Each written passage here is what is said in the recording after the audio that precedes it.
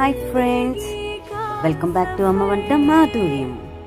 ఇవాళ మీ ముందుకి వచ్చేసాను. పచ్చలాకు పప్పు, ఇంకా మాడుపు కారం, ఇంక ఇదేంటి ఎండి చేపతో. సో ఇది ఇవాళ స్పెషల్.